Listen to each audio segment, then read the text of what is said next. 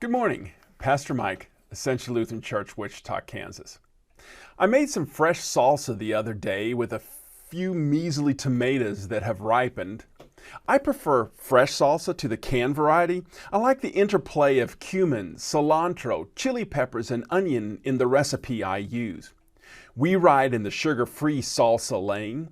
Homegrown, vine-ripened tomatoes already possess enough natural sweet that somewhat limits the store-bought varieties. As usual, this batch of salsa exceeded expectations, like requesting an Uber and being picked up by a stretch limo. Amazingly fresh, addictive in a good way. After just a couple days, I turned the plastic container on the side and scraped around the edges for the last bits to go on my chicken salad. You should try it before you criticize. I didn't want to miss a drop.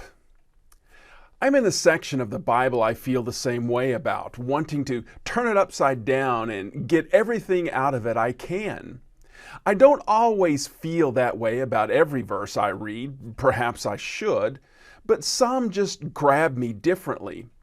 I'm digging deep into the book of Acts again, looking for those key marks of the early church that were especially associated with the church growing.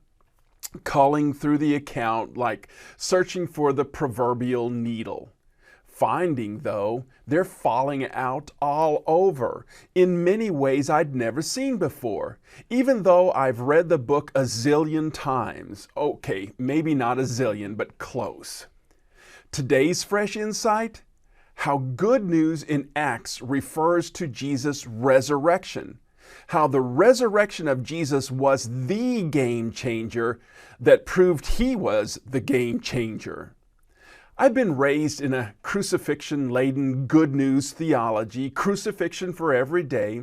Nothing really wrong with that. The crucifixion paid for my sins, so I don't have to be crucified. Resurrection is largely reserved for Easter or funerals. And yet Paul's entire theology hung on the resurrection. His theology united resurrection and good news with that gorilla glue that never breaks apart. Which is really, really, really good news. Nothing bad to see here, folks. Death will never have the same status in our lives. Eternal death is now a thing of the past. All because Jesus' body did not see decay. It revived, resuscitated, resurrected, ushering resurrection into existence, providing the resurrection with a new status previously unheard of, head of the table seat.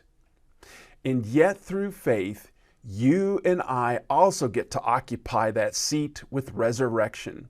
Your name is written on that seat, in all caps, like a director's chair, just for you. Sweet resurrection, there for you to enjoy, just like fresh salsa. God bless your day with resurrection power.